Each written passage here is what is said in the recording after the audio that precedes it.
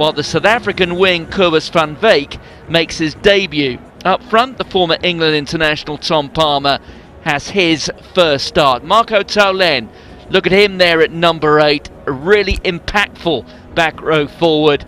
He's there in place of Lohan Goujon. Looking on to the replacements, Sitileki Timony wears 19 for Clermont. He is a reigning European champion, having been in the Montpellier side, which won the Challenge Cup last season. Stephen Kitsoff returns to the Bordeaux Begles lineup after making his debut for South Africa in recent months and being part of their recent Rugby Championship campaign. So here are the two sides wearing their changes of jersey. For Bordeaux Begles, it is the white, and in terms of Clermont, well, wearing their special European rugby jersey. Well, good afternoon, I'm Martin Gillingham. Alongside me, the former England fly half, Andy Good. Good afternoon. Afternoon, Martin. Looking forward to today's game. Obviously, so much history between these two teams in terms of last year's competition. And let's not forget Morgan Parra right at the death there with his brain freeze that could have took a quick tap penalty, could have guaranteed Clermont a losing bonus point. Off the back of that, they'd have qualified from the group, but as it went, Bordeaux came away with the victory by greater than 7 points, and Clermont fell out the group stage for the first time in quite some time. So a massive game for Clermont today. The packed out stadium there, and with the 9 changes, as you said, that Bordeaux have made, I'm expecting a relatively big performance from Clermont and a fairly comfortable victory. But who knows, especially after last year. Well, Morgan Parra is the captain for today. Clément Menadier, he has the same role for Bordeaux Begles and has been the case throughout Europe this weekend.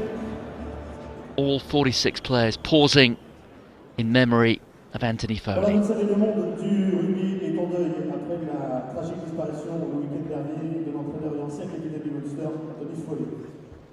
Il était une vraie légende du Munster et de l'équipe irlande, et son nom sera associé pour toujours à la période de gloire de son club sur la scène européenne. Il a joué 3 finales de Coupe d'Europe et a mené le Munster vers son célèbre premier sacre en Coupe d'Europe, c'était en 2006. En mémoire de ce très grand joueur, ce très grand entraîneur, nous sommes tous levés. On va vous demander de lever, levez-vous toutes et tous, de lever quelque chose de rouge que vous avez amené, je crois, qui vous tenait à cœur, et nous allons assister donc à 1 minute d'applaudissements.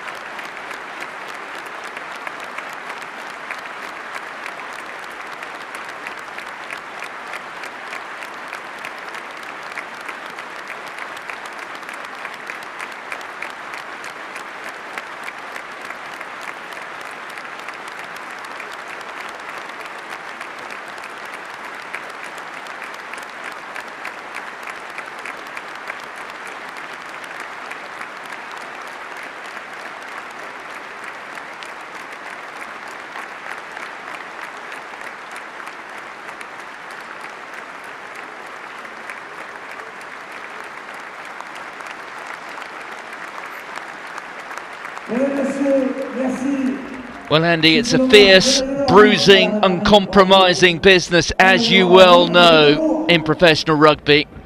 There certainly is a very special quality about the game, as we see the referee there, Greg Garner from England. Rugby is a sport which knows when is the time to come together as one. Yeah, it certainly does. Obviously, it's been a devastating week for everyone involved with Munster rugby, Irish rugby, but you can just see the spirit. Even over in France, in Clermont there, you could see some Munster shirts, some Munster flags, and it just epitomises the spirit of the game that is played in. And such a fitting tribute there for Anthony Foley in terms of a round of applause for a minute. It's just great to see, and Munster certainly did send off a fitting tribute today with their performance. A fantastic victory at Thomond Park, and there was a spine-tingling atmosphere there today. Brilliant to respect Anthony Foley in that way. Yes, 38 points to 17, the full 5 points over in Limerick for Munster in their pool. Emile Ntamak, the backs coach at Bordeaux Begles, watching on from the dugout. Morgan Parra has missed just 2 place kicks all season, And the kicking contest today between him and Ian Madigan, who we saw there, will be one of the interesting battles within a battle. We can hear the two referees. I'm not sure, I say the two referees, two leading officials. I'm not sure they can necessarily hear one another. Joe Worsley there in the middle alongside Rafael Ibanez on his left, on our right. Jacques Brunel, the new forwards coach this season for Bordeaux Begles. David Grassoff, that was, you could hear, he's the television match official, and it's a return to the Stade Marcel Michelin for Jean-Marcelin Boutin, the fullback, who scored many glorious tries on this ground. Just yet another of those glorious attack-minded fullbacks who seem to come off something of a conveyor belt in France, although I suppose there's some irony that perhaps the best of those attack-minded fullbacks in France these days, indeed an Englishman who's wearing 15 today for the team in white. Yeah, Nicky Bendenham was fantastic last week against Exeter. Would have enjoyed going down there, being an ex-Bath player as well. But he really has gone out to Clermont. It's his third year at the club now, and he's performing exceptionally well. Pound for pound, having played against him for a few years, one of the strongest guys I've ever met and had to tackle. He was, not that I've tackled many, but to be fair, he is some counter-attacker, and I expect today a lot more of the same from him. Scott Spedding, obviously, at Clermont as well. He's not in the side tonight either. The current French fullback as well. So Nicky Bendenham certainly is tearing up trees there in Clermont.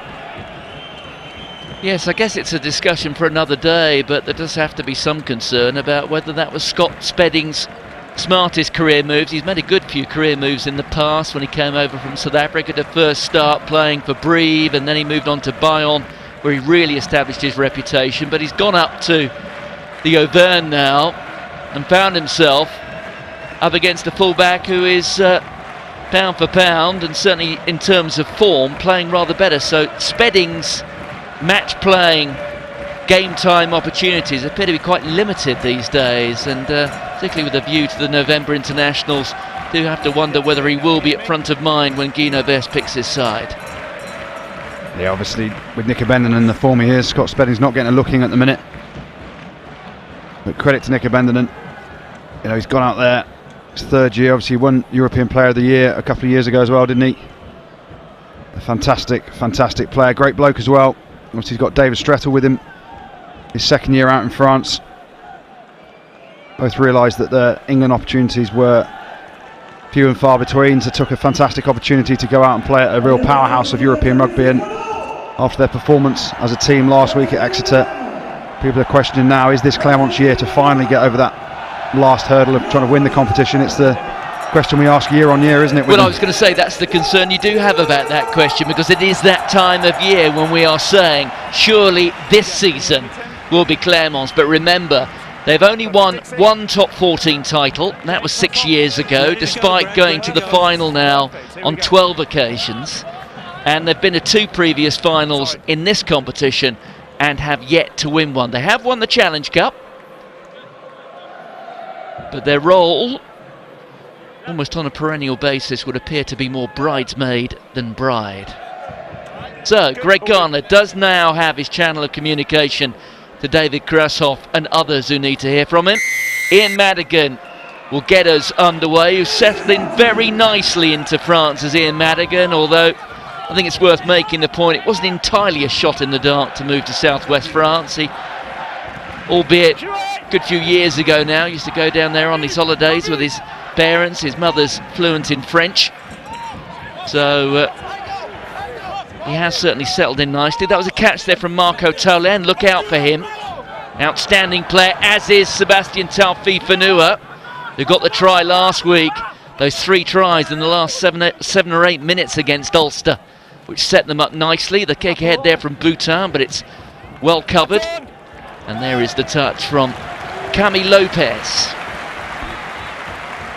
Yeah, fantastic clearing kick there from Cami Lopez. He's not happy, is he, with the touch judge? He thought it went a lot further than it has. Watch this. 135k, sit down. Ben Kayser, Taufi-Fanua, he got the try that put them ahead last week against Ulster, as you said, Martin. It's one reason I'm very happy commentating on the game and not being out there these days. Guys like that, absolute monsters on the field. And he certainly is one of them. Yes, the last time he stepped onto scale, something like 135 kilos, and he's only about 5'10", is Taufifanua. His elder brother, these days playing for Toulon. They both came through the academy at Perpignan and actually played on this pitch for Perpignan against Clermont-Auvergne in Perpignan's final game in the top 14, or most recent game in the top 14, when it appeared they had saved themselves just over 2 years ago now, but sadly they went down.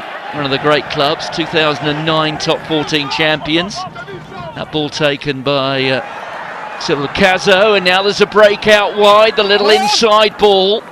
That's well gathered. Cutting inside, there was Cobus van Beek. Jan Lesgaard onto Madigan, long pass out here to Taulen. Loves the ball in his hand, Taulen. He's a terrific ball carrier. There's Tom Palmer. On here to Bhutan, and well, he was bundled into touch just a little too easily, wasn't he? Yeah, he was, but some decent attacking play there. Van Beek, as you said, going up the wing. And then just a little bit of indecision there from the forwards, playing off the scrum half. Jan Lesgaard.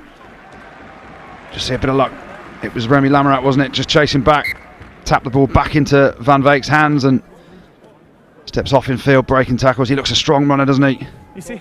Yeah, yours. And then eventually he come out here, and Bhutan, got to do better than that. You've got to force yourself in field.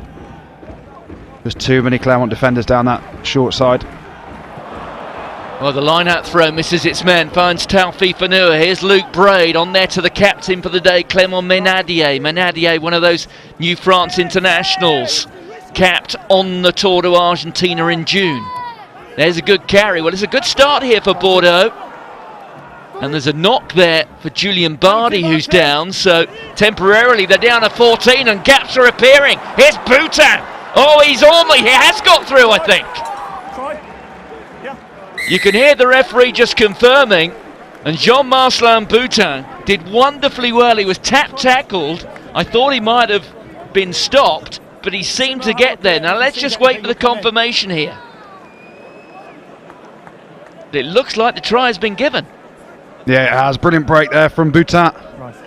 Just see they come out the back here. Back to the Lesgaard, the 9. Outside break. See the physio in the way. Watch that step. Bang. In off his right foot twice. Beats Nick Abenden, and that's hard to do. Beats 2 defenders there. He beat 6 defenders last week for Bordeaux against Ulster. But watch this right foot step. Bang. Leaves Morgan Parra for dead. And Nick Abenden just has enough, doesn't he, to get over the line. Try's good, Greg. Perfect. Just hearing from the TMO there. The try's good. Okay, time on. What a break. What a start from Bordeaux, though. Yeah, so Greg Garner had asked for confirmation from David Grassoff, and it came down. We saw from those pictures it was quite clear. But look out for players like Jan Lesgaard. He's a very, very fast operator at scrum half. He is perhaps in the shadow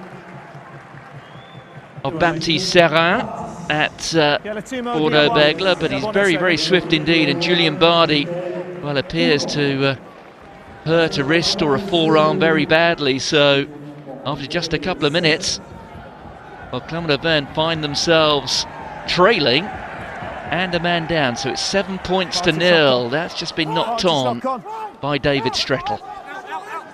Yeah, brilliant start from Bordeaux. Playing at pace, playing with wit. Judical Cancogrier will be the replacement for Clermont-Auvergne. That's a bit untidy, and then the whistle is blown. I think we're going all the way back for that knock-on, which does seem like, in rugby terms, an age ago. Yeah, it does. A knock-on came from David Strettle, chasing the kick-off. Greg Garner, the referee, went to school with Greg. Gave Bordeaux the opportunity to play out. Obviously, they were behind the gain line from where David Strettle had knocked the ball on, so for me, rightly so. Greg comes back. What was he like at school then, Andy? He was my open side flanker, and he used to make all my tackles for me. But story about Greg Garner, the very first time he refereed me, we were really good mates at school. The very first time he refereed me. So what was the game? Do you remember the game? I don't actually remember who it was. Who were you playing for? I don't know. I played for that many clubs, Martin, you know that. More than likely Worcester, I think it was. It wasn't Natal, was it? No. And Greg said, went up to Greg before the game, said hello. Then on the pitch, I called him by his first name. I said, Greg. Greg, what's that? Asking about a decision he's made, and he looked at me and he said, call me sir. And I just looked at him and said, wow, and walked off. That put you in your place. It certainly did. The carry there from Girondeau. There's Lopez, long pass out. Fofana, oh, and Fofana couldn't find the bend, and then Naikatathi mops things up and recovers. Back in position though, Clermont Auvergne, although they'll have to start it all again. But they had unlocked, or at least stretched, the Bordeaux Begles defence, but they will come back at Bordeaux Begles time and time again. There it is for Morgan Parra. Glorious sunny day, out of the shadow into the sunshine. There is our first look at Cancorier, an outstanding junior last season. Little dart inside from Lopez. The tackle from Les Gorg. They're within 5 metres now. The arm is out from the referee, so an advantage is being played. Another phase. Parra works the short side. Benjamin Kaiser there with the carry. Good tackle from Palmer. Domingo working his way. I beg your pardon, just losing my voice a bit there, Andy. Anyway, they work their way forward and they get the penalty. Yeah, some good, strong, powerful play there from Clermont. They're normally known as the yellow machine, aren't they? Slightly blue today in their European jersey. It's Greg Garner in the yellow. Put some width on the ball, and it was Fofana looking dangerous again, wasn't it? Camille Lopez with another line break. We saw that last week. Lopez made a line break against Exeter. It led to Fofana's try. What a scrum that is. The power coming through the front row of Domingo, Kaiser, and the old fella Zirakashvili as well. Brilliant ball out there from Camille Lopez. Puts Fofana into space, and then was it Nicky Bendon too flat, or was it the poor pass? Either way, opportunity missed, but Clermont win the penalty. It should be a very easy 3 points here for Morgan Parra, who kicked 37 out of 39 kicks at goal this season. A phenomenal record that is, isn't it? Yes, and it's now 5 out of 5 in this season's Champions Cup. So Clermont Auvergne onto the board, and to think it was that sort of opportunity at a penalty in the last minute in this very fixture last season, which had Morgan Parra opted to take the place kick, would have taken Clermont Auvergne into the knockout phase. And it was literally from that spot as well, wasn't it? You're absolutely right.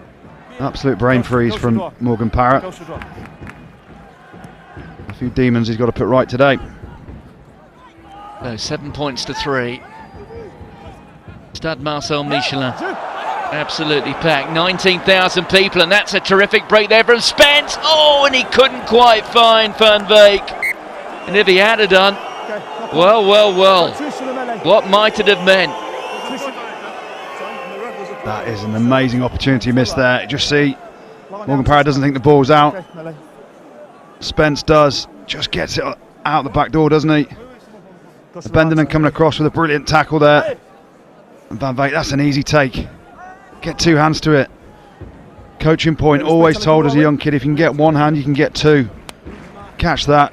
You're not far off being under the sticks. And, well, 14-3 after about 9 minutes would have been an absolute dream start for Bordeaux. Gilbert Van Beek making his debut today. Has come to Bordeaux Begles on a short-term deal as a medical joker for Dali Domba, who, poor fella, seems to spend at least half his career injured. Van Beek, who may well be returning to South Africa in January, having a chance there to make a name for himself. Couldn't quite take it. As the carry from Paul Judrasiak, former France under-20 captain. Lopez onto his favoured left foot, finds the touch, but Bordeaux Begles at the moment finding a few holes. Yeah, it's as if Clermont have just turned up and expected to win. Should think back to what happened in this game last season. Bordeaux are a tricky side to play against. Got the top tackle percentage in the top 14. The tackle completion rate is at 90%. It's coached by Joe Worsley, an old teammate of mine, who was a fantastic tree fella himself in the good old days of when he was playing. There are going to be no walkovers today, Bordeaux. They've Yes, started a better team, haven't they? Yeah, there's a bit of a Wasps old boys club, isn't there? Particularly now with Tom Palmer having come as a medical joker to Bordeaux Begles at the age of 37. Well, there's some space that's been found. Across comes Boutin, who just stepped into touch with that, didn't he? Well, it shouldn't be his throw. He took it in, didn't he? Yeah, he did. He did. I'm not sure what he's doing there, Boutin. Trying to trick the referee, Greg Garner, and the touch judges. Just see the ball's in play, catches it, puts his foot on the line. And that is a brilliant net gain there for Clermont. Yes, just confirm the laws there. If he actually had his foot in touch and then caught it, it would have been in touch. But the problem was it didn't. No, he needs a foot out of the field of play before he touches the ball. Start playing the support players. Here it is with Kaiser. They're inside the Bordeaux Begles 22. Get a sense it might be one of those afternoons where we see a few tries here. The conditions are perfect. Talfi Fanua locked over it there. To get himself out of there though, will the big fella. Just getting himself cleared out by Alex Lapondry.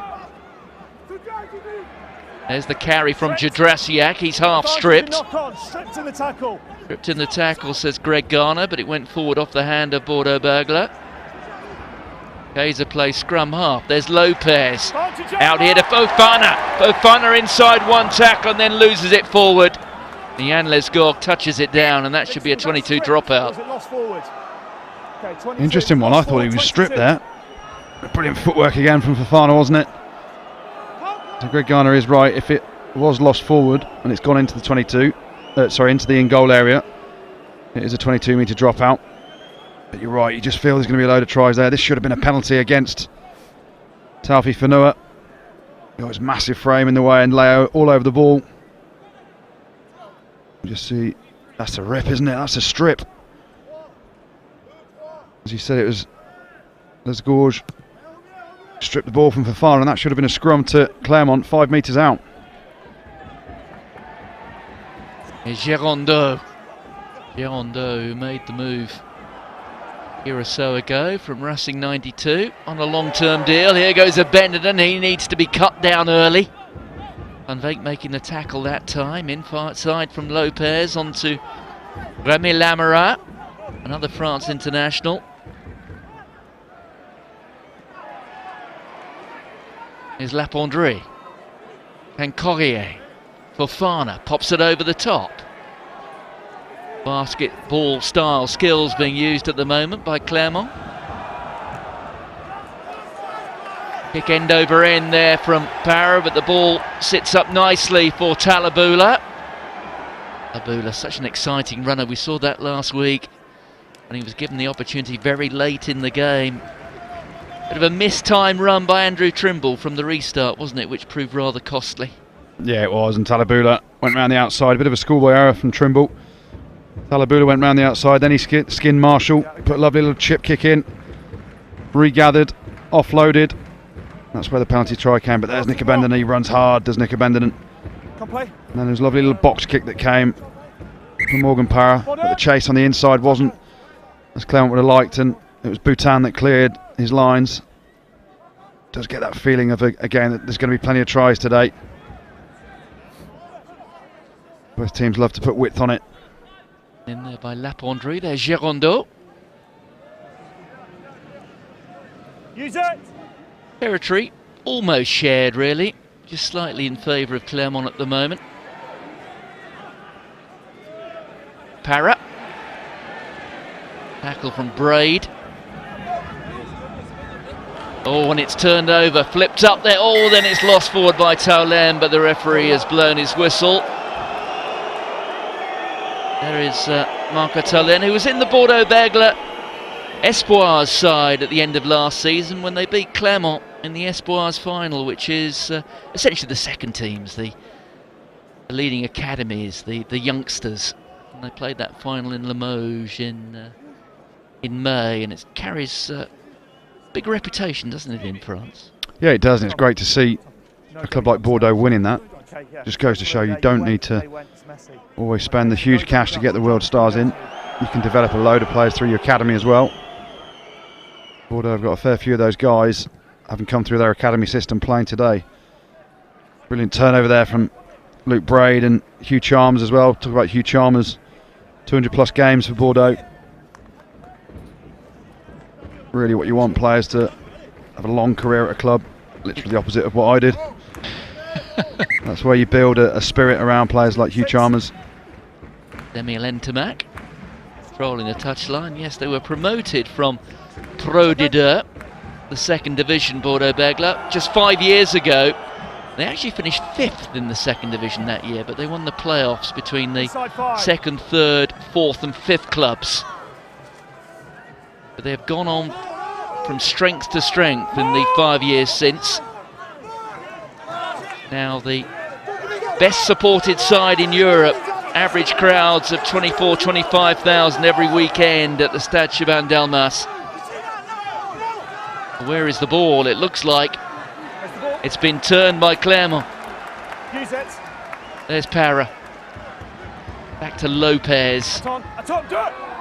Lopez down the tram lines. Back goes Talabula. Talabula, who's equally comfortable at wing or fullback. He once started a test match for Fiji at fly half. That was against England. Taken into the contact there by Bakathegu. But Bordeaux are penalised. And Corrier is now hurt. Clermont can ill afford to lose another back row forward. Yeah, you can just hear Greg Garner there. You can just hear, sorry Martin, you just hear Greg Garner there talking about a neck roll, clearing out around the neck. Perhaps that's what Ken Corrier's feeling at the minute. Been quite a loose start from both teams. A few turnovers. Let's come and see it now. Yeah, you just see it's Braid, isn't it? Grabs him around the neck rolls him, clear penalty. Good decision from Greg Garner. He gets pulled by the other player. Very dangerous. You can't roll the neck there. One pulls him.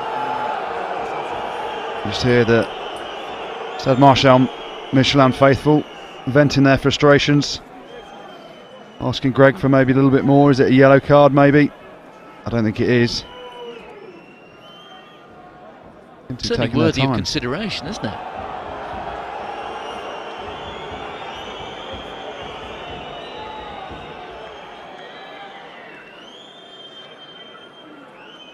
Good to see Cancorrier sitting up, with Julian Bardi already having gone off. Degree of responsibility, I suppose, on Cancorrier to keep going if he possibly can. Do have Sitigleki Timony on the bench, who is comfortable in the back row. So that is 1+ for Clermont. Yeah, just the way he got rolled, his knee got stuck. There's Timony.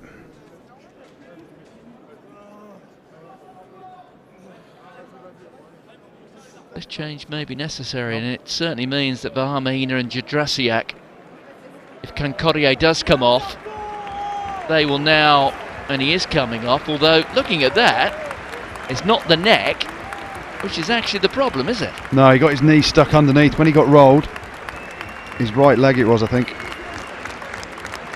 was stuck in the ground and he just flipped over his knee. And that doesn't look good, does it? Big strong lad.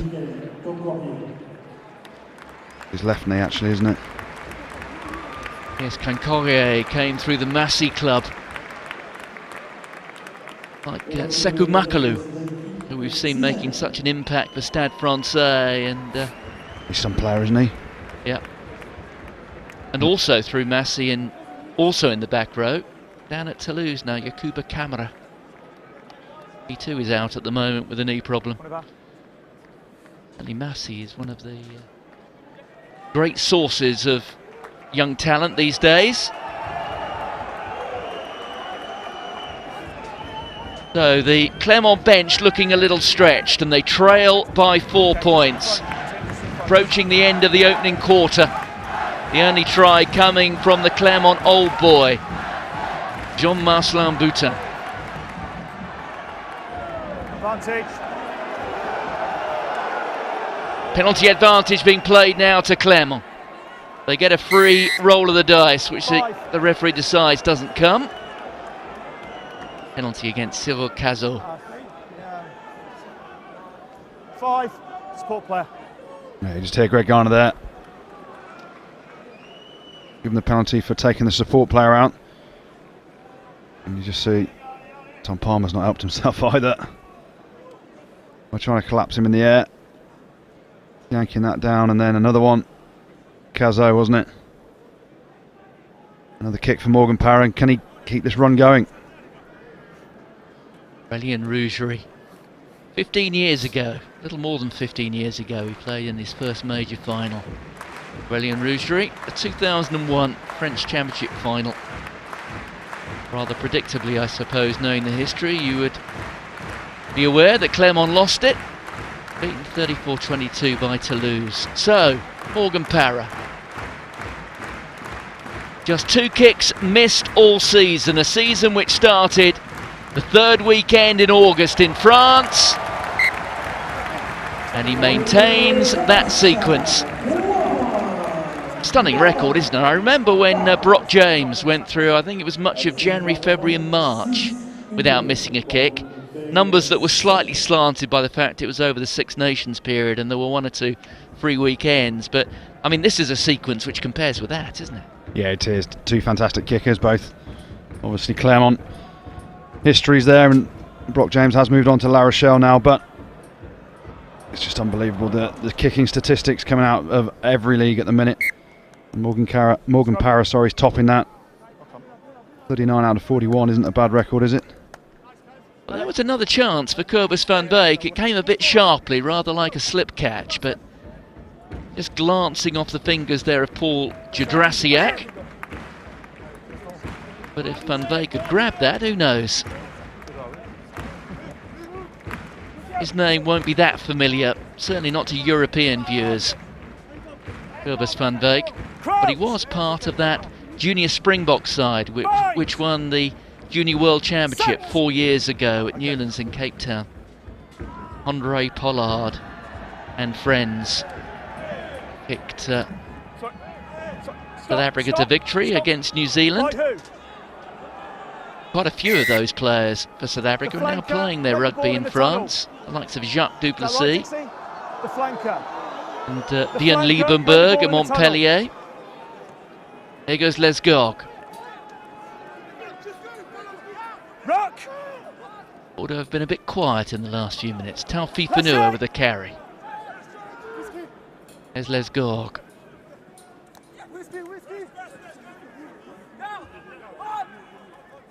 The carry from Taulen. Oh, 2 grabs at it. Almost lost it to Remy Lamara. Oh, and straight through is Spence, bursting through the gap. What a wonderful try from Bordeaux Begles. And Clermont-Auvergne, well, the back line will look at one another. What a start this is for Bordeaux. A phenomenal break there again from Spence, 2nd one of the game. He's in his 2nd spell here at Bordeaux. The former Otago man. What a line this is, though. You see short ball defensively. I think it's Jed Raziak. What are you doing? And this time, unfortunately, Nick Abendon can't get across. He did for his last break, didn't he? Made the tackle. Seems to be playing at some pace. Boutin onto Madigan. Madigan picks the short ball to Spence. And the Clermont defence were all at sea, weren't they? Straight through the hole.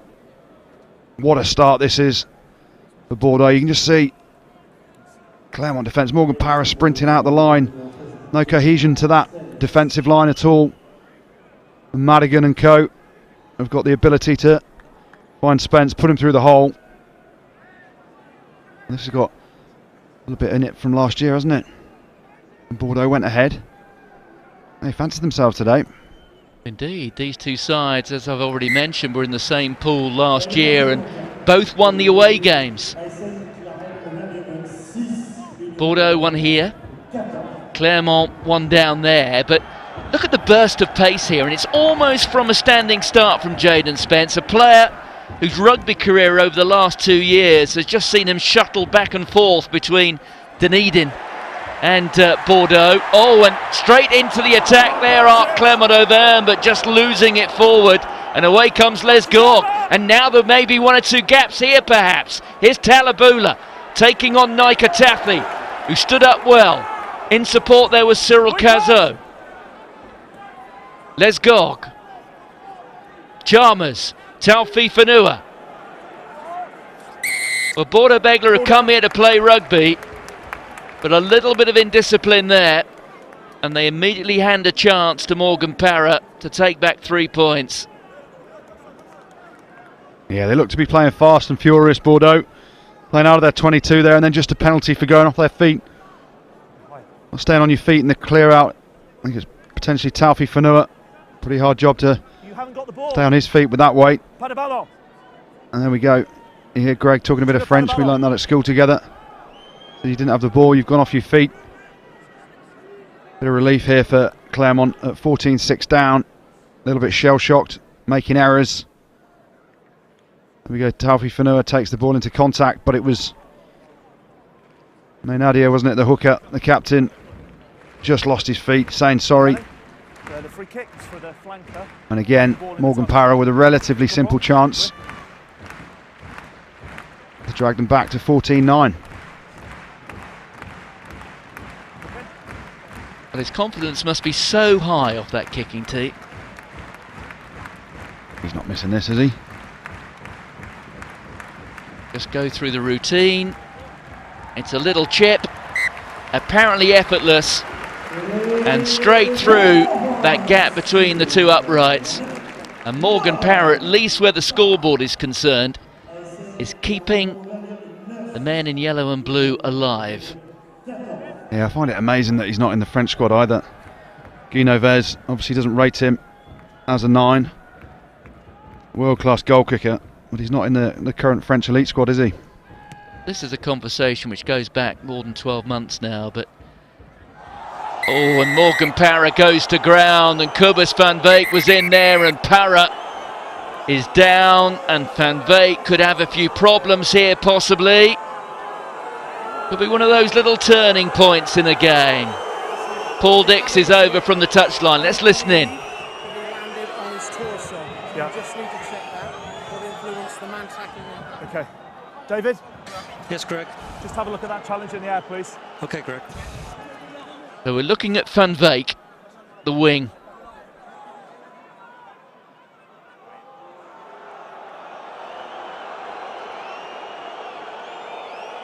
It's not good, does it? That's a yellow card at least, isn't it? Is it a red though? Does he land on his head first?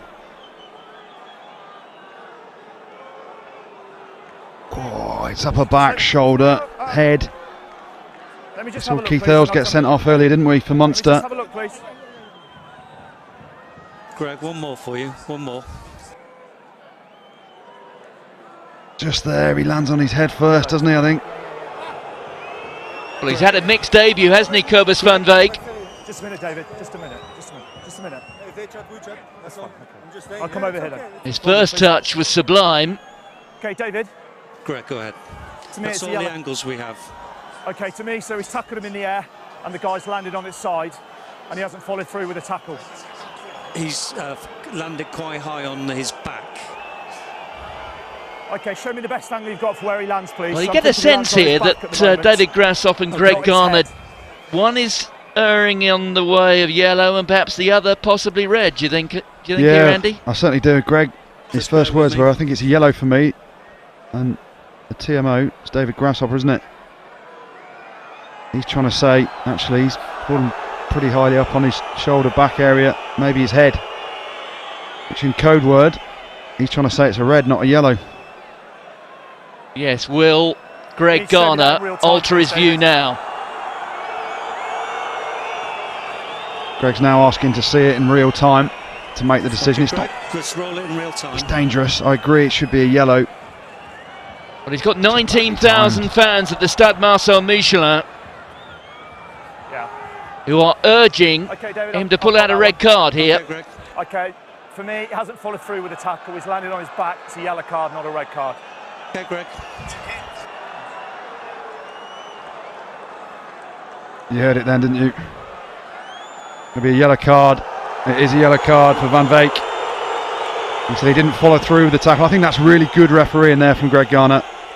Yes, it was dangerous, but it wasn't justified given a red card there. He's not driven him into the ground. It's just badly timed and he falls awkwardly. And Morgan Parra's back on his feet. I agree that. Yellow card. Good decision, Greg Garner. Didn't often agree with you at school at times, but I certainly do there. I don't want to see a red card for things like that. Some might argue he's lucky, Van Beek. Well, that's good refereeing. Well, this is certainly the window of opportunity now for Clermont. One man to the good. They're stretched on the bench at Clermont. They don't have a replacement lock. They don't have a replacement back row forward. A little kick through. Back goes Les Gorg, who's got real pace. Recovers the situation well, but look at how Clermont are swarming. Use it! Madigan playing scrum half. Not got that out of play. Parra. Up there to Camille Lopez. Lopez straight into Menadier, the Bordeaux captain for the day. Presented there by Lapondry. No. Here goes Judrasiak. Taken to ground by Braid. Lamara, the step. Oh, and he's lost it forward. Good work there from the Bordeaux defence. Talabula. The big hoof upfield. Well, there's nobody back. Back goes Noanai Katathi. Oh, and then it's lost forward. And that was rather clumsy from David Zurkashvili. The one thing Nakataki doesn't want to see there is a tighter prop on the outside when you're looking to counter-attack. Credit to Zurkashvili for getting back to help out his winger, but you don't want to give it to a front row player there, do you? Time off. Just see Remy Lamarat takes it here into contact. How many errors have we seen so far from Clermont? Just in the tackle, trying to get the offload away. It was Madigan, wasn't it? The high hit just prevents Palmer as well, I think, wasn't yeah, it? it was, but Madigan just prevents the ball from coming out the back of the offload. Turnover, and Clermont have been down in that 22 3 or 4 or 5 times now. Been stripped of possession, forcing offloads, little knock-ons. If you're Morgan Parra, you want to get over to Judrasiak there and say, mate, you've got to bar up. Our bench is pretty empty already. Whatever injury we've got, we need to win this game. Get yourself back on your feet, mate. Alfie Fanua certainly needs a breather as well, doesn't he? Been really good the scrums outside so far. Well, he's got Stephen Kitsoff Very happy. in reserve on the bench, so there's no shortage of quality in terms of loose head forwards. So Jean-Baptiste Poux also on the bench for Bordeaux Begles, a man who's played in well, a handful of European finals, 5 Heineken Cup finals, 1 Challenge Cup final. And he can operate on either the loose head side or the tight head side, so no problems in terms of replacements for Bordeaux Begles in the front row. And it's also interesting they've got 2 specialist hookers there as well, with Oli Avei, the Samoa international hooker, along with Bernat Ozki, who's actually earned 23 caps for Spain. So interesting to see quite how they operate today. Perhaps Avei being picked as much as anything as a back row replacement. Yeah, potentially. Quite diverse today, aren't we? We've got a Spanish international on the bench, Minaz Key for Bordeaux, Julian Bardi, 24 caps for Portugal. Very multicultural. Although I think Bardi's only ever lived, I think, in Clermont. I think it's a parental qualification, but you are absolutely right. So, Les Gorg. Oh, and that's left behind by Vakathegu, who goes through to make the tackle. Here goes Fofana, just balancing the ball on the end of his fingers. Tackle from Braid, reviewing and ahhing from the crowd. Nakatathi got it away there to Abendon. Here goes David Strettle. Half an hour on the clock. Another 6.5 minutes left on the sin bin. The carry there from Timoney.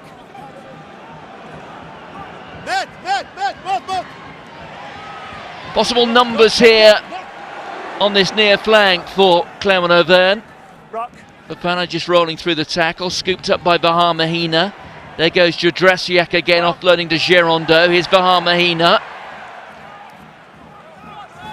Bahar Mahina is really maturing as a player. Judrasiak knocked down that time.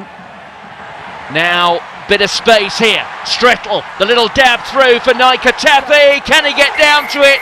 I think he did, but was he ahead of the kicker? That is the point, and I think that is why Greg Garner wants to pass this upstairs. I reckon Naikatafi could well have been offside. Yeah, I think you're right here, Martin. It was brilliant play down that blind side. David Strettel with a little kick through. Clever, intelligent play by the winger. And Morgan Parra's nodding, thinking, yeah, I agree, you've got to check it. The ball there from Cami Lopez, puts Naikataki out the way. Is he in front? Just need to see the angle, don't you? No, if he's offside, look, 11. Is he level?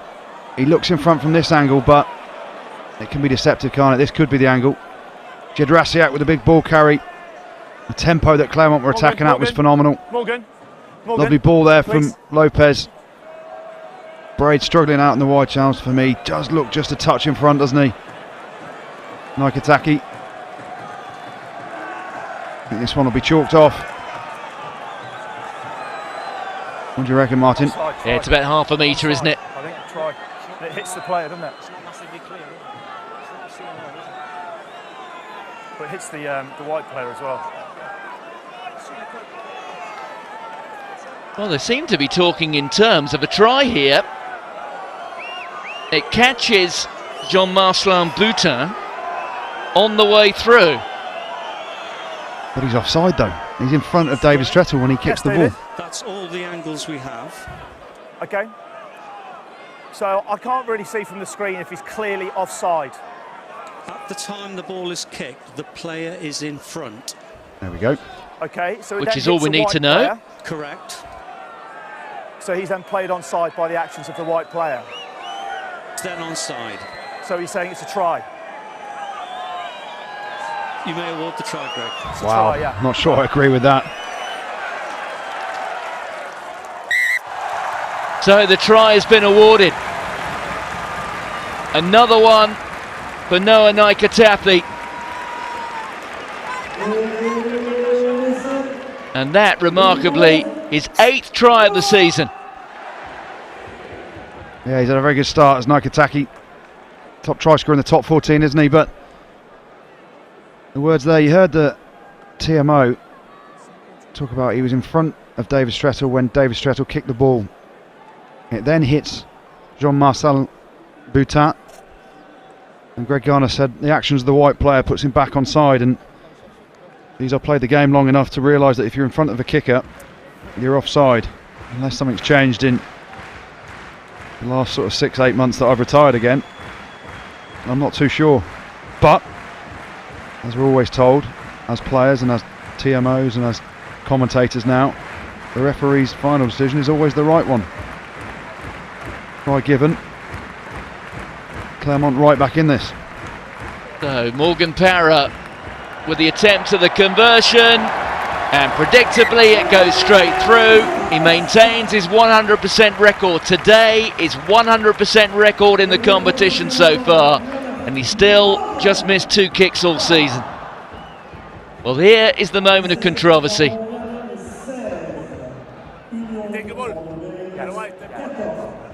Yeah, it's Braid, wasn't it, out in the wide channel that got done for pace. Perfect idea there from David Strettel to put the kick through. Whether we agree or disagree, Naikataki was in front, but Greg Garner clearly stating, as Boutin charged it down, it puts him back on side. And Clermont have got themselves back in the lead. So Clermont 16, Bordeaux Begles 14. Still another 3 minutes and 40 seconds on the sin bin of Cobus van Beek. Madigan with the cross kick. Brilliantly read there by Nick Abendinen. Onto his left foot. Sends the former Clermont fullback Jean-Marcelin Boutin backpedaling. And he's playing to the clock here, as well he might, when you consider that they're down to 14. Yeah, obviously the try came down Van Dijk's wing as well, didn't it? Where he would have been. It was Luke Braid who was out in the wide channel, trying to cover for his winger, who sat in the sin bin for 10 minutes. Good play from Clermont there, spotting, remembering that Van Dijk is in the sin bin. Kept trying to attack down that side, didn't they? Well, this is a Clermont side who've lost just one game this season. They've had a couple of draws, a couple of 30-all draws in fact. But their only defeat coming at the hands of Toulon in round 6 of the top 14. Well-weighted kick, quickly taken at the throw-in there from Madigan. Here goes Jean-Marcelin Boutin. Plenty of open spaces out there. The tackle from Timony. Here goes Dan Lesgarg onto Taufi Fanua. Must be wary of getting himself isolated. Did well there, did Taufi Fanua. There's Luke Braid, younger brother of Dan, former All Black. Their father as well, an All Black. Little chip through there from Boutin. Couldn't quite gather it. Picked up by Jadrasiak.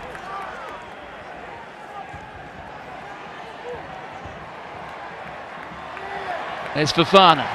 On to Gerondo. Oh, and Lamra it was who left it behind. Yeah, it's been symptomatic of Clermont today, hasn't it? Knock-ons here and there, and not having that accuracy that they certainly had last week at Exeter. They were phenomenal last week. Every time they made a little half break, they scored. Everything stuck for them last week down at Sandy Park, and today, well, they are ahead 16-14. I think that's 7 handling errors so far in this first half, which is probably more than they had in the whole game last week at Exeter. They've certainly got a bit of a back row injury crisis now, have Clermont, not just today, but in terms of their squads. Damien Shuley and Fritz Lee not involved today because of concussions that they picked up at Sandy Park against Exeter last week. And now they have Julian Bardi, who looks like he may well have a fracture to his arm, so he won't be back for a while. Judical Cancorier. Well, that looks like it might be a fairly long-term injury. Domingo, he knows all about injury problems, particularly knee ones. He's missed 2 World Cups because of knee injuries, very unlucky. For a long period he was France's outstanding loose head. Yeah, 5'7" tall and about 5'7" wide as well. Fantastic scrummager. Had the pleasure of playing with his brother at Brive as well. I was going to make that point, Fabien Domingo, yeah. I think it was, wasn't it? Good guys, both of them. Nice family. He's been at Clermont now 13 years as Thomas. Oh, pick up there from Marco Taulen. Taulen is through, and he can travel, this fella. He's got Braid inside him. He gets it onto Braid, or tried to do that. The Bordeaux players appealing there, and then it's a penalty to Clermont.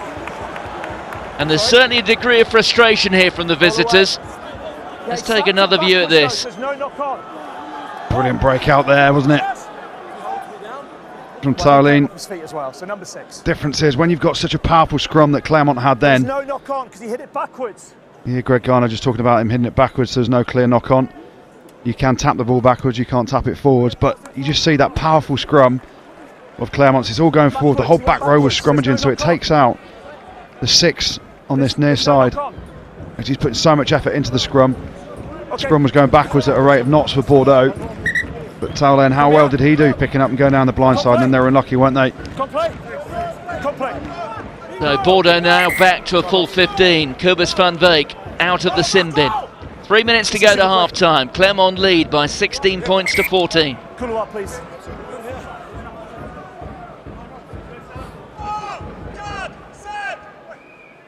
Referee says couloir. He's talking about that gap between the 2 lines. Couloir being a corridor or passageway.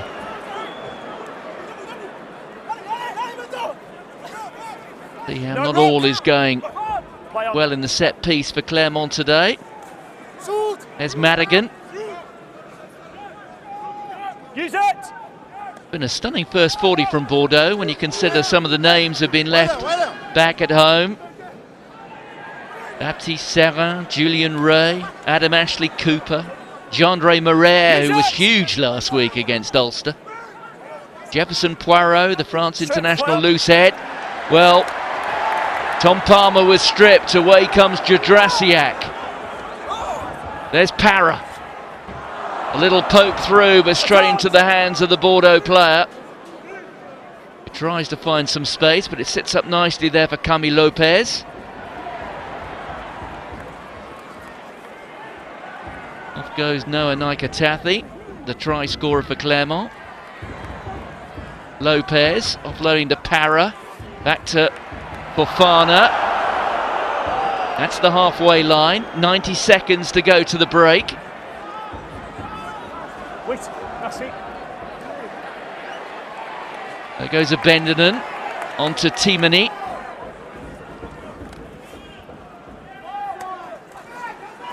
The carry there from Naikatathi. Kaiser. Still going, Benjamin Kaiser. Benjamin Kaiser, who's played in these finals for 3 separate clubs, then the little pop pass which went forward.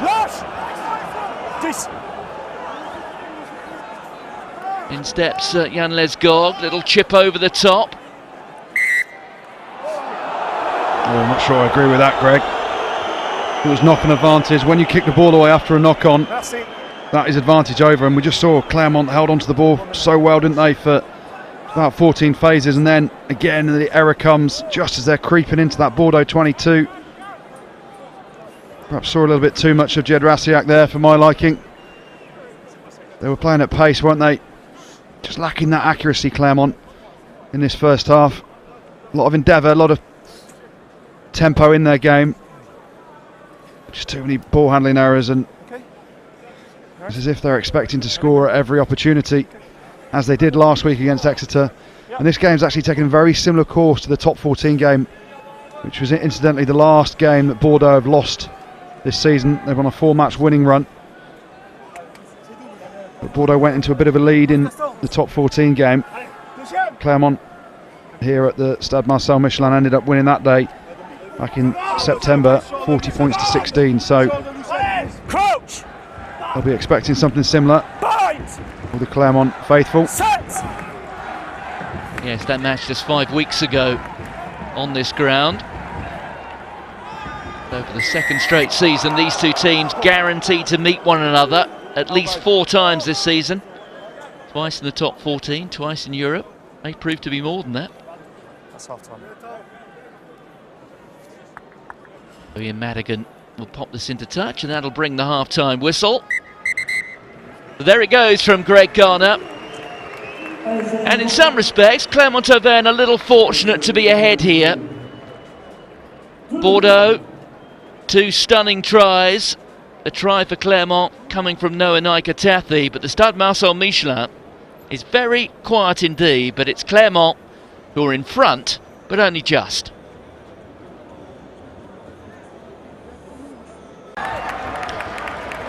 Well, it's an afternoon when European rugby remembers Anthony Foley. And well, the Munster side did him proud, beating Glasgow earlier today, picking up all 5 points, and they did likewise in the run-up to this game here at the Stade Marcel Michelin. Plenty of Munster flags flying around the home of Clermont-Auvergne. But as for Clermont-Auvergne, well, in terms of doing their followers proud here in the first 40 against a Bordeaux Begles side who have left, well, almost an entire first 15 at home. You have to say, Andy Good, that well, Bordeaux Begles certainly well worth being in with a chance here in this second half, because they scored 2 of the 3 tries that have been scored today. And in some respects, Clermont have been a little fortunate to start this second half with a 2-point lead. Yeah, they certainly have. They've been inaccurate, Clermont. The flip side of that is Bordeaux play with intensity, and accuracy that are right in this game, and I think the Clermont faithful expect to rock up at the Stade Marcel Michelin and see their team win week in, week out. There's a bit of work to do in this second half for Clermont. Well, these two teams, winners in round one. Clermont picking up all 5 points at Sandy Park against Exeter last week. Bordeaux Begles, 3 tries in the last 7 minutes, overcoming Ulster down at the Stade Chaban-Delmas. This match crucial really in terms of the outcome of the overall pool. Bordeaux Begles were even to pick up a point here. It would give them a real chance. Here goes Alex Lapondry, brushing off Jan Lesgorg, eventually taken to ground by Talabula. So Clermont immediately onto the attack. Oh, Lopez getting through. The attempted tackle there, picked up by Kaiser. Kaiser onto Naikatathi. Naikatathi gets it away and Lapondry grounds it. Alex Lapondry, not a regular starter for Clermont these days. Any reason you can't award that try, please? Well, David Grashoff being called into action, but certainly the feeling is of Greg Garner, and so too for me, that was a perfectly good score. Yeah, it was Lapondry, wasn't it, who started it with the break. Big bustling break up the middle. Just have a watch of it. Naikataki here gets through another dog leg in defence, offloads. I think it bounces off Talabula, doesn't it? And for me, it looks like a decent try. Just tries to get the offload there over the back. So it hits that. Hits Talabula. Does it come back off his foot? That's fine. Yeah, that's okay. Straight into Lapondry's hands, and yes, you may award the try. Thank you. there we go. Perfect start this for Clermont. You talk about the inaccuracies of the first half, and they've had a bit of a rollicking at half time from Frank Azemma and their coaches, and they've come out. It's exactly what those supporters would have wanted. Lopez with a little break there, bumps off Madigan, and then they go back down to the blind side. Naikataki spots the dog leg, gets the offload away, and Lapondry with an easy try. And it was Lapondry who started it, wasn't it? With the break, and then he finishes it off. Good start to the half for Clermont. I'll say it again, there's probably no chance Morgan Parra's missing this kick, is there? Well, let's see, but Alex Lapondry, just one of the umpteen France internationals in this Clermont squad. Actually played for France, started for France when they won the Grand Slam winning match in Paris against England 6 years ago. So Parra, a little stab, and that time, well, almost a sort of moment of mini history, as Morgan Parra's missed his first kick this season in the Champions Cup, and only his third kick all season. A rare miss. There we go, that's what started it there. Lapondry with the break. He just left Menadier, the Bordeaux hooker and captain, for dead with a little fend, and got in behind the gain line, and from then on the try always looked like it was coming. Taken in there by Jaden Spence, who's one of the 2 try scorers for Bordeaux Begles. There goes Ian Madigan, the offload, and it's come to Abendanon out of the back of the hands of Zerkashvili. He's driven back by Vakathegu.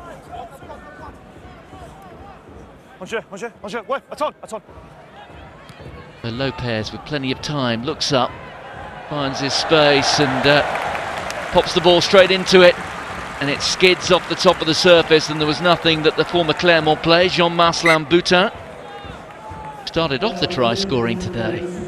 Nothing he could do about that. So what will Bordeaux Begles' reaction be now? 36.5 minutes to go in the match. They're still very much in it. But just 5 weeks ago it was rather like this, wasn't it, with Clermont getting away in the second half. Yeah, it certainly was, and you think of the reaction. Talk about the reaction to their try. They go kick off and win the kick off back, so they're definitely up for the fight here, Bordeaux. They look to play everywhere. Catch there from Hugh Chalmers. There's the carry from Marco Taulen, who has so many of the qualities of Lohan Goujon, who's one of those international players being left back at home today by Rafael Ibanez, and it's been turned over by Clermont. Parra with a little kick over the top, end over end. Boutin. Support there from the big man, Talabula. Here goes Vakathegu. Stepping inside, Vakathegu in his first season at Bordeaux Begles. It's only his second start for the club. There's Taulen. Off there to Claire. Claire was part of the great Christophe Urios years at Oyonnax. Little break there from Lesgorg. On goes Braid. Good meters being made here. Girondeau trying to strip the ball from his possession. Jaden Spence. Saw how tricky a customer Jaden Spence could be when he scored that try. Menadier's gone to ground. And he's holding on for it, illegally so. Yeah, brilliant turnover work there from Varmahina. Makes a tackle, releases, gets over the ball. Very much like a back rower there. That's 6'7" Varmahina. Just signed a 3-year contract extension at Clermont too. He's a big unit. He's got a big future.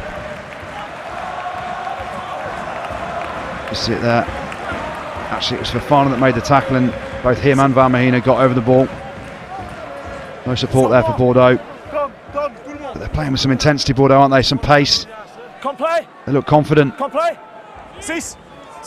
Madigan likes to attack, doesn't he? Plenty more tries in this, I think. Beg your pardon, and in a country short of homespun locks. Sebastian Varmahina, you would have thought a shoe-in for the France test in November. Titagleki Timony. Bit of help there from Benjamin Kaiser. Kaiser who's played finals in this competition for not just Clermont but also Stade Francais and Leicester back in 2009 when they were beaten by Leinster up at Murrayfield.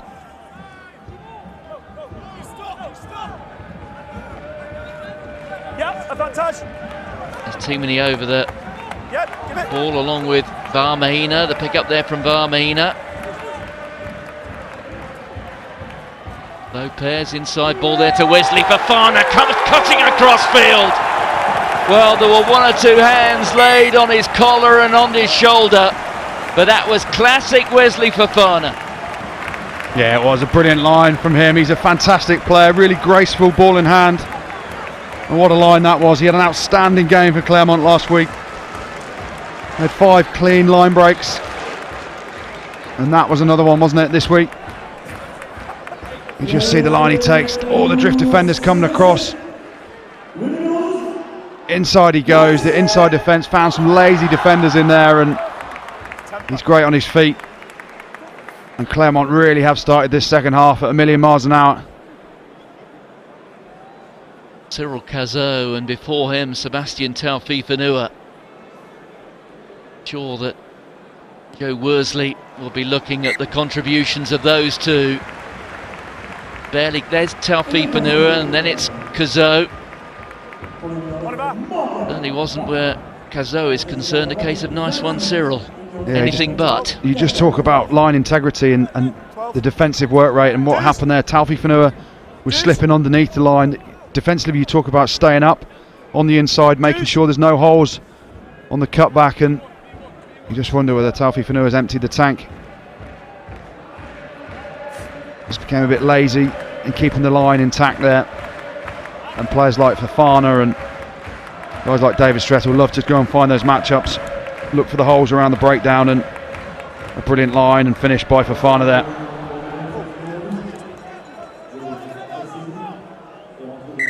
So scrum white, knock on, sorry. So scrum white, yeah? Lost forward. Now what, 19 unanswered points, isn't it, from Clermont? 3 tries. Micah Taffy, Lapondry, and now Fofana. Aurélien Rougerie just limbering up. He should just have Mr. Clermont on his back, shouldn't he? Fantastic stalwart for them. Chat about him retiring at the end of this season. I think he's going to keep going until he manages to win the Champions Cup.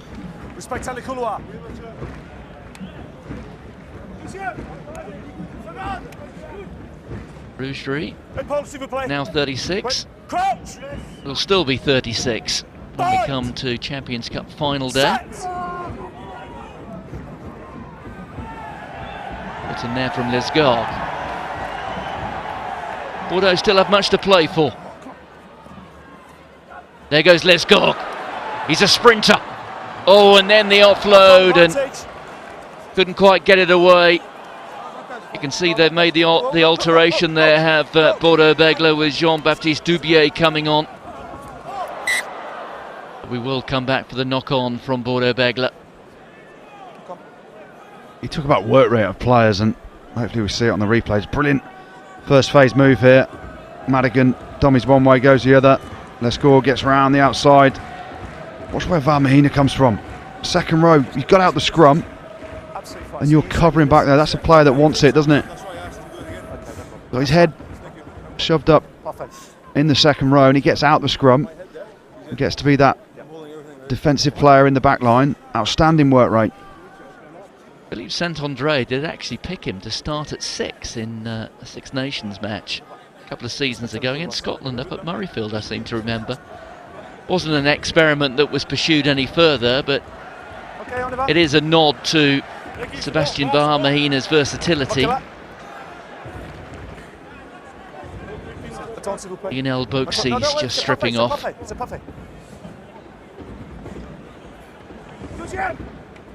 It's an interesting change they're obviously going to make. Is it going to be, as expected, Ian Madigan to come off? They did this last week, similar sort of time.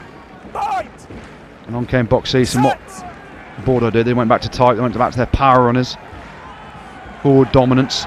Don't think they've got the same dominance today at all against this massive Clermont pack. You talk about dominance there, that is a very dominant scrum, isn't it? Dirakashvili loving it. Thomas Domingo will get up at some point and high-five someone when he can breathe again, but that scrum has been going forward all day at a rate of knots for Clermont. What a difference a couple of weeks make. Remember that top 14 game when Toulouse came to the Stade Marcel Michelin? Just a fortnight ago, Toulouse had them in reverse. Census Johnson having a massive impact that day. But this more like it from Clermont. Yeah, just see Domingo there. All the pressure going through his side. It was Mark Clerc, wasn't it, that collapsed. Couldn't take the pressure, went down on his knees. Boxey's looking to come on as well. Clermont, the top club in the top 14 at the moment. There's a little poke through for a Bendenon to get after Sotu Strettel. Good covering there from Talabula, but Clermont trying to hold him up. Powerful drive here from Bordeaux Begles. The referee's called them all, so it will be the Clermont put-in. Clever play there from Wesley Fofana.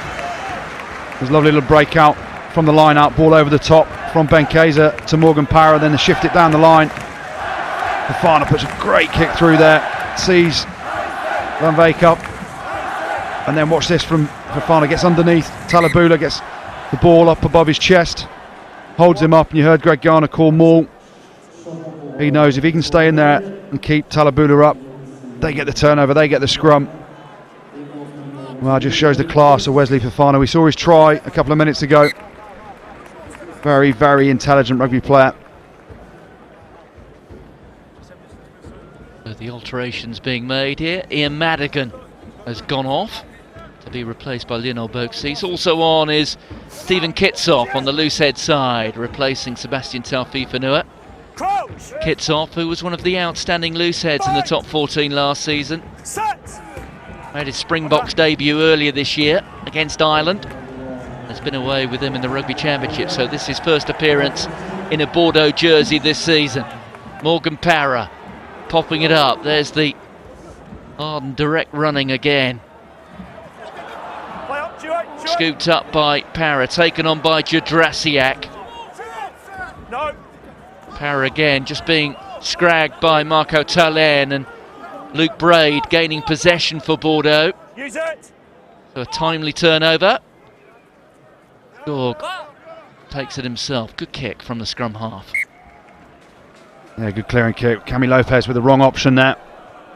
Went back inside and spilt the ball. There was Nick Bendenon on his outside, screaming for it.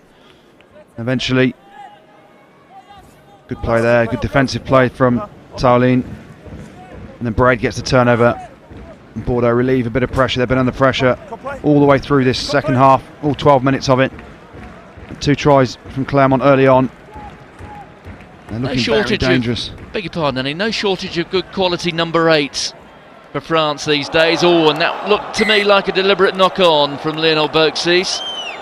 Indeed it is, says Greg Garner. Yeah, just looking at those number 8s, Charles Olivon has been doing so well for Toulon this season. Louis Picamol, of course, at Northampton. There's a couple of quality number 8s at Bordeaux Begles these days, with not just Marco Taolin here, but Lohan Goujon.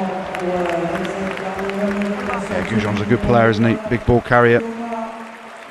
Picamol's been fantastic for Northampton. Interesting to see how he goes today. Back in France against Castres. Okay, Tim, just watch the front, okay, for a second. So here comes the change on the Luced side. Etienne Falgou is on for Thomas Domingo. Falgou, one of the youngsters, having come through the academy, just 23.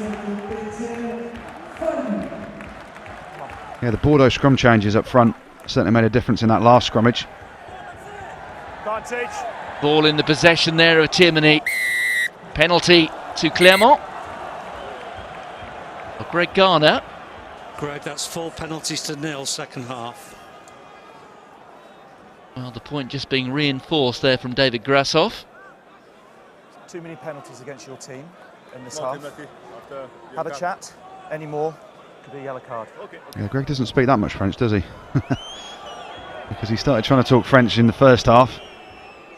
And back to what he knows best there, a little bit of English. Telling them too many penalties. I think the next one's going to be a yellow. Clermont looking for this 4th try. What's he done there? Cami Lopez. Straight at Matuasela Talabula. He was almost so surprised. When he hasn't got the ball, you cannot play him. He didn't quite know what to do with it. Wow, Cami Lopez. What a schoolboy error. Don't know what he's doing. Does he try and chip it out? He's got away with it because Clermont still have got the line out, but that was embarrassing, Cami. Well, here is the drive, and it's in the possession of Benjamin Kaiser. Well, they get the penalty, and Cami Lopez gets another chance. It's penalty number 5. This could well be yellow. Indeed it is. You can see the yellow card out there from Greg Garner. But as a fly half, is there any empathy there from you? No, absolutely none. I thought not. I think he might have scuffed the ground as he went through. I mean, we all make mistakes, but there, just get it into touch. It's a 10-metre kick. Don't try and be cute with it. Time up, repassements, time off. As you said there, it's Tom Palmer gone to the bin, hasn't it, for collapsing. Greg Garner spoke to we do not start again now. Bordeaux captain and said too many penalties. Tom Palmer, 37. Okay, to Coppo. He was at Treviso last year, wasn't he? Played with him at Wasps and doing well to keep going at that age. Discipline certainly has let Bordeaux down in this second half. You just see there Tom Palmer collapsing it. Tackling Zirakashvili's leg, you can't do that as a maul, and this time Cami Lopez has found touch. Yes, it's almost a throwback, isn't it, with Tom Palmer. Actually made his England debut when he was playing in National League 1 for Leeds. Well, here is Sebastian Barmahina, up and over the line. Has he got it down? It will be the try bonus point if it is awarded. Well, right in the thick of it there with Sebastian Barmahina. Well, he's decided it's a scrum.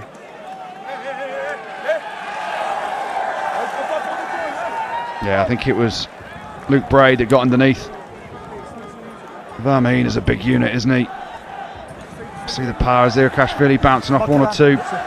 Braid and Les Gorge as well. He's an absolute monster, Vermahina. Played against him when he was at Perpignan for Worcester. Frightened the life out of me.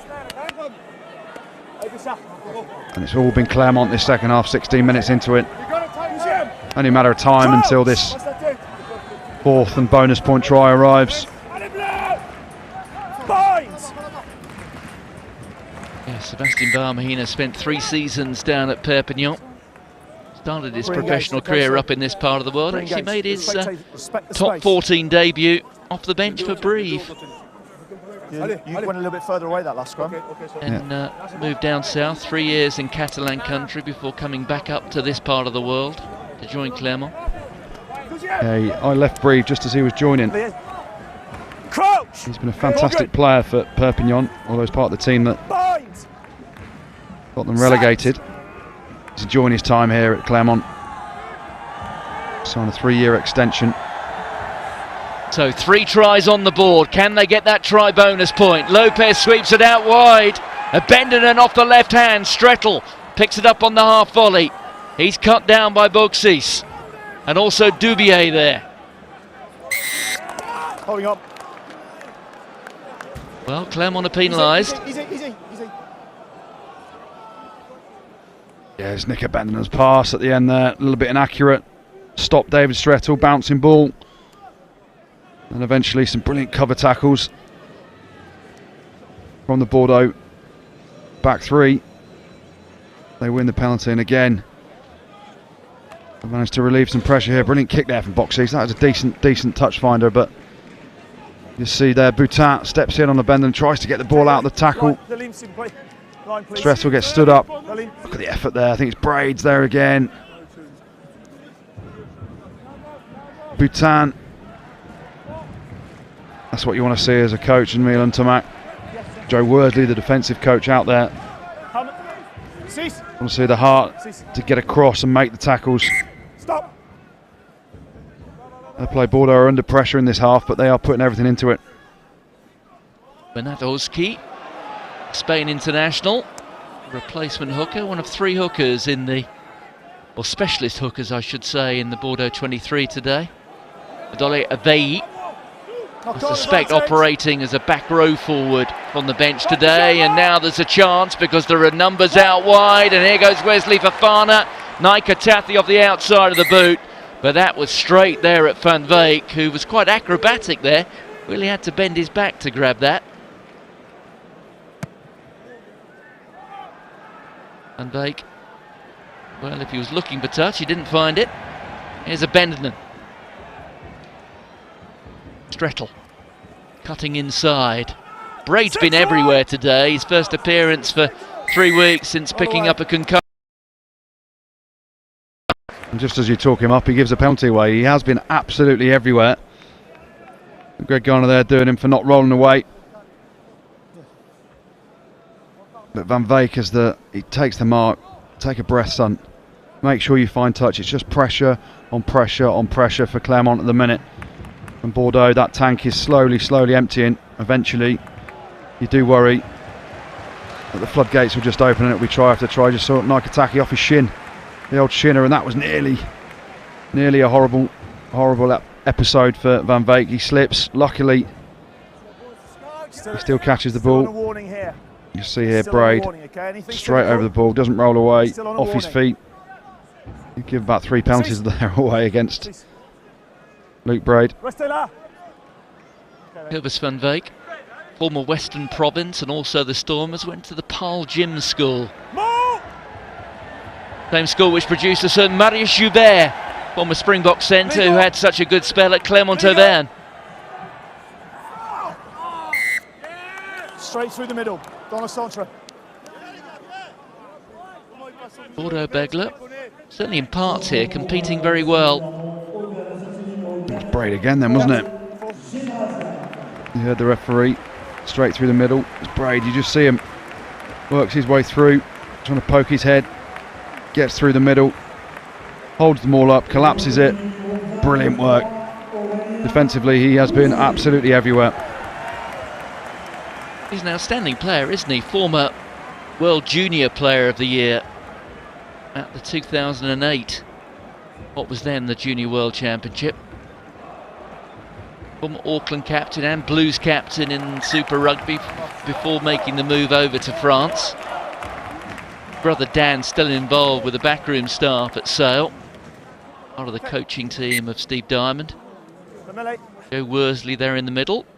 Certainly appears to be enjoying his time down in wine country alongside his old mate from Wasps, Rafael Ibanez. I do wonder whether Alex King might end up down there, you know. The Wasps Old Boys Club. Alex King, fantastic coach. Obviously had a bit of time at Clermont. Learnt his trade there as a coach as well. Yes, he took charge of the Espoirs, didn't he, for a long time, Alex? Yeah, he Alex did. King. Crouch! And it's such a good school, as it were, down at Clermont. Bind! And Bordeaux, who aspire to much of what Clermont have produced. And as I said a bit earlier, they did actually win the Espoirs title last season, beating Clermont in the final. In May, did Bordeaux. Yeah, Alex King, top bloke. Fantastic coach. Not sure what the hell Northampton are thinking, letting him go or sacking him, which they did. He's a brilliant coach, is Alex King. And some club will be very lucky to have him at some point as their backs and attack coach. An interesting story about Régis Son, who was the forwards coach at Bordeaux Begles until this season, who left the club to take time out from professional rugby. You can now find him coaching school teams and junior rugby teams down in Cork in Ireland. Well, penalty now to Clermont Auvergne. Hugh Chalmers getting himself a little bit isolated, bit of support there from Jaden Spence, but two Kiwis. Watch Alain Rougerie there at number 8. Does the job, doesn't he? He's obviously on the scrum for defensive reasons. Packing down at 8, gets off. He'll be teaching the back rows that all week, won't he? Gets over the ball, wins the penalty. Lepondre, why aren't you doing that? Why am I doing that? I'm the captain, club captain of Clermont. I've been here countless amount of years, 20 odd years he's been at the club, hasn't he? And still going at 36. Fantastic character, Alain Rougerie.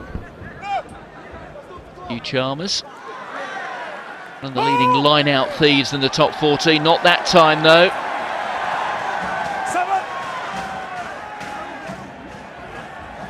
Still plenty of time here for Clermont to wrap up this try bonus point. Could it be now though? Sebastian Barmahina is over, and this time they will not be denied. The sheer power of the big man.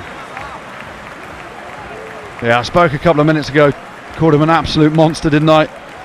And luckily for me, he's backed up my words. Carrying the ball over there, 3 or 4 Bordeaux defenders on his back. He is a strong, strong boy. He's not a boy, he's a man. Clermont have come out and dominated this second half. The driving maul has been so prevalent. See it again here eventually. Great setup. Barmahina breaks off, brushes off Braid a couple of times. Brushes off Hugh Chalmers as well. You just see there, look at the power of the man. Bang, get off. 2 back rowers there, on his back, legs pumping. Gets over the try, and there's the bonus point. Clermont this second half have been absolutely outstanding, especially up front. They've gone back to their power game, cut out some of the mistakes. Yeah, Sebastian Barmahina, 2 metres and 1, 100 and several kilos. It's also his birthday weekend. He turned 25 yesterday. So Morgan Parra, 5 from 6, a rare miss. Not this time though. 6 from 7, 9 from 10 in the Champions Cup. That is better than that. It's 10 from 11, isn't it? So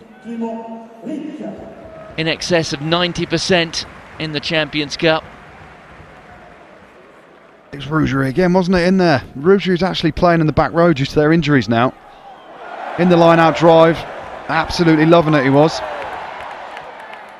David Strettle didn't really have an option there, but just found the shins of Jan Lesgog.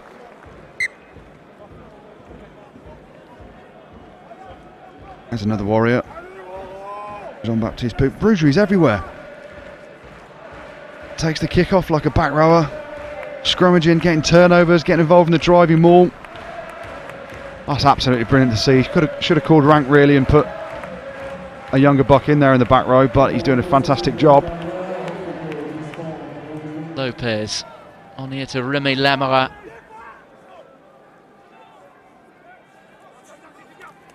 Benjamin Kaiser.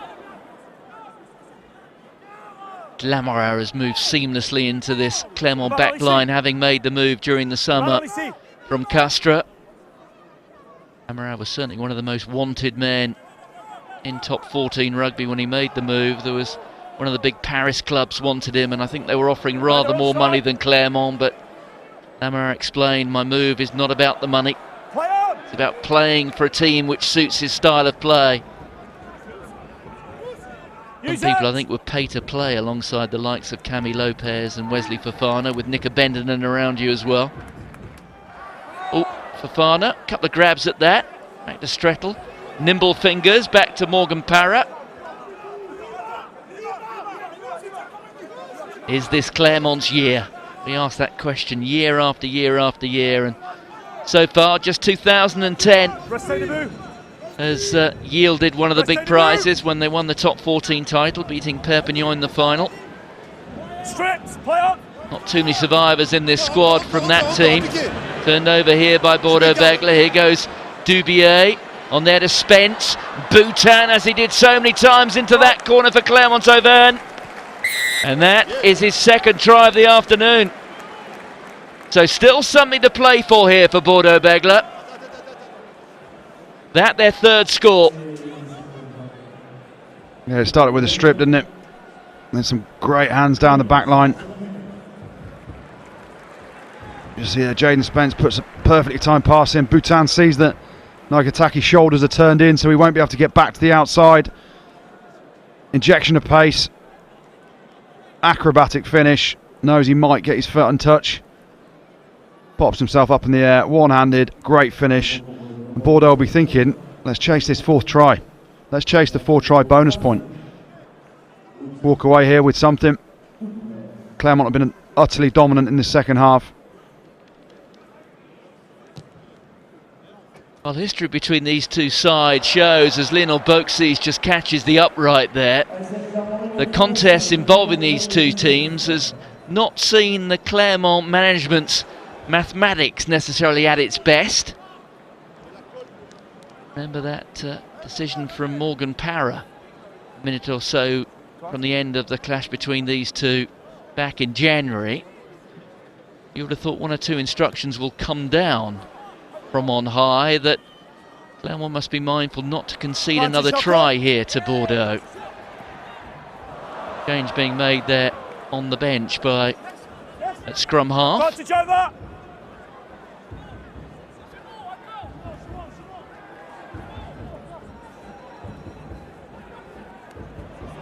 Well, another carry from Aurélien Rougerie. The centre come back row forward. Yeah, he's ticked everything off now, Rougerie. That's a pick and go. Everything a forward does. Driving line out, turnover. All we need to see now is an 8 pick from him. Strettle, little stab over the top from Strettle. That was sublime. Much to the approval of Frank Azema. David Strettle, take a bow, son. That is absolutely outstanding. To chip and regather in that little bit of space there. That is absolutely phenomenal. David Strettle, 33 years of age. He's not lost any pace at all. That was a world-class finish. You can be happy with that, mate. Just see Fofana breaks out of a couple of tackles. Again, they go down the short side and watch this for a bit of skill. Bang, chip, regather. That's world-class, David Strettle. Lopez draws in the last defender. Stretch probably thinks he's going to get a little bit more on it. He'll think he did it deliberately. Great chip. Pretty happy with his skill set there. Well, that just seals the victory for Clermont. There's the class. Abendanon's happy with it. Fofana. That is a quality backline, isn't it? Brilliant finish, David Strettle. Tip my hat to you, sir.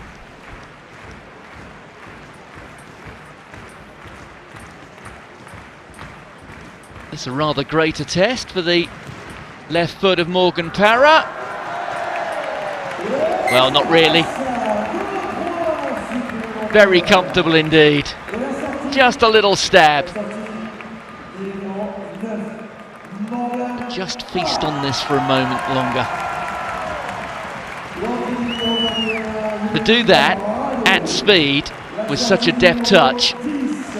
Really is one of the supreme skills of a wing. That's the key, at speed, at top speed as well. Brilliant play, Strettel. Rougerie again with a kick-off take. He's been class in the back row since he came on. Maybe he can extend his career a couple of years.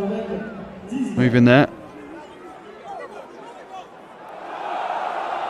Tackle! Lush! Bordeaux Begles do have it. Here goes Kitsoff. Oh dear, poor old Greg Garner. Play continues. Boutin, 2 tries already for the fullback. He's looking for a third. What a hat-trick it would be. It would deliver a point. Oh, and inside there to Talabula. Jean-Marcelin Boutin, the creator and the provider. Talabula, the scorer. And that is a bonus point to Bordeaux Begles. Jean-Marcelin Boutin, you are an absolute star. You've made something out of nothing there. Brilliant line break. Emile Ntamaki will be happy with the 4 tries, but this is world class. Kitsoff, bit of footwork, goes inside. I think it's Fernandez, bounces off Greg Garner. Get out my way. Play carries on. Little ball out the back to Boutin, and then he just... Oh, I've been talking Rougerie up, and it's Rougerie who misses the tackle. He then does a bending on, steps in. What an offload that is. Sees Talabula up the inside, and Bordeaux are going home with at least 1 point from their 4 tries. Boutin has been there, shining light this afternoon, playing against his old club. Sits down, Alain Rougerie there, steps a bending on. But the world-class offload there, that is something special. You talk about David Strettel's try with the chip and chase, that's equally as good. Talabula with an easy finish. Some quality rugby today. Thumbs up from Emile Ntamaki. Well, we talk about these France fullbacks. Jean-Marcelin Boutin is a France international. He's still just 24, earned the first of his 2 caps 4 years ago, and the last of them more than 4 years ago. So 2012, Boutin, who was offloaded by Clermont Auvergne to allow Scott Spedding to arrive. Well, Boutin coming back to haunt the faithful here at the Stade Marcel Michelin. 42 points to 26. Bordeaux will feel there's a chance here of a 2nd point. They can somehow get within 7. They'll need at least 9 more points to do it. Here's Naikatathi inside to Abendinen. That man Braid back to knock him to the turf. There goes Fernandez. Naikatathi back to Abendinen again. Taken on here by Falgu. Falgu into Braid, makes good meters, does the replacement loose head. On that time from Clermont Rick. That was Fernandez. They're just outside the Bordeaux Begles 22. Timony. Cutting inside again was Patricio Fernandez. Radoslavjevic in his final season as a player at Clermont Auvergne. There he is, the replacement scrum half. Onto Bahamahina. Good continuity here from the men in blue and yellow. Fernandez inside ball to Lapondry. The carry from Timony. Little more than 5 minutes remain. Here goes Camille Gerondo. The burst of pace. Important tackles being made now by Bordeaux Begles. That time from Jean-Baptiste Dubier. Use it. And a pause to regain breath here. Taken on by Benjamin Kaiser. With a bit of help there from both Gerondo and also Lapondry. There's Rougerie. Only taking to his new role. May have missed an important tackle a couple of moments ago, but those things he's done since he's come on and played in the back row have been very good indeed. Oh, and here goes Timony, and he's over. Another try on an afternoon which I guess has been one to forget for the respective defence coaches. That was all power there, wasn't it, from Timony? Clermont, every time Bordeaux score, they come back, don't they? They score another try. Girondeau was strong in that. couple of ball carries from him and then through the guts, through the middle. Rougerie here with a little pick and go as well. Kitsoff makes the tackle, but then just look around the breakdown. Got to get your guards in place quickly. Jean-Baptiste Pou couldn't get there. Timoney with the power. Pick and go game. Clermont are definitely a force to be reckoned with this year in Europe. So accurate last week down at Exeter with a fabulous victory at Sandy Park, and backing it up today with a hefty victory here. Bordeaux do go away with the the 4-try bonus point. But Clermont are so deadly at home, aren't they? Well, it's another left foot specialist. Plenty of them around in this Clermont side. Patricio Fernandez, who made a real impact for Argentina in the World Rugby Under-20 Championships 2 or 3 years ago now. Unstoppable from that range, though, Sitaleki Timoney.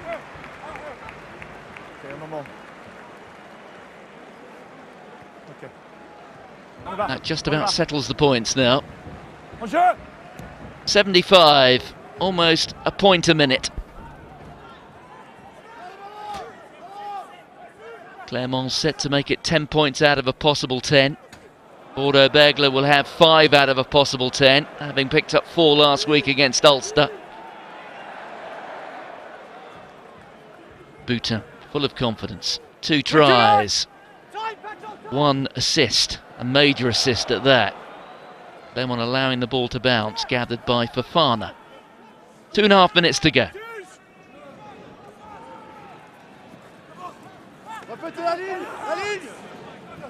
Good steal. Offside. Clermont guilty of coming offside.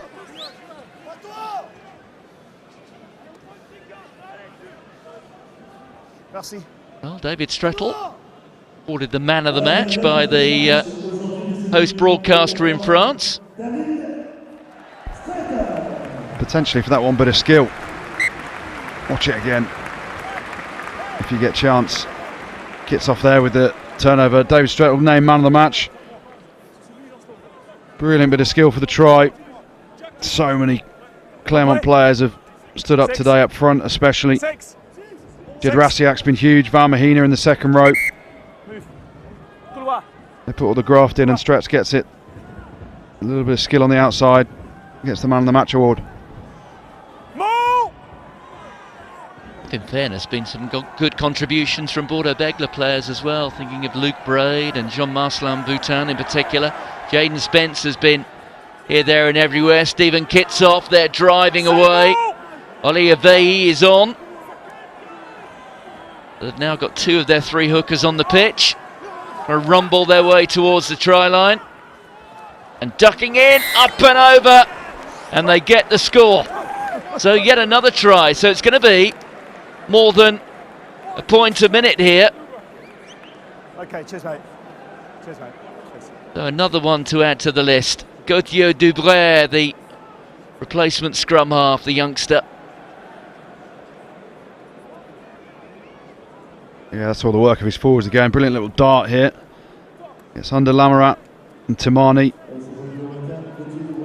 Bit of a clash of sizes, but he just ducks under the tackles, doesn't he? He was worried he'd spilt it forward. Greg Garner happy with it, gives the penalty, gives the try, sorry. And credit to Bordeaux, they've come back every time, haven't they? They go away with the 4-try bonus point.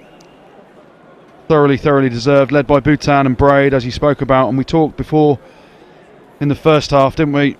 It had a feel of a game that had a lot of tries. It certainly has. A thoroughly entertaining game. So there is the final whistle. Well, it's been something of a points fest, hasn't it? And there is something for everyone in terms of league points as well, with Clermont dominant in the end. They pick up the full 5. There is the 1 bonus point, the 4-try bonus point coming for Bordeaux Begles. And it's been an afternoon where we have seen more than a point a minute. 82 points in all, But it's Clermont who have come out on top in this match in Pool 5, and they will be top of Pool 5. They've beaten Bordeaux Begles by 49 points to 33.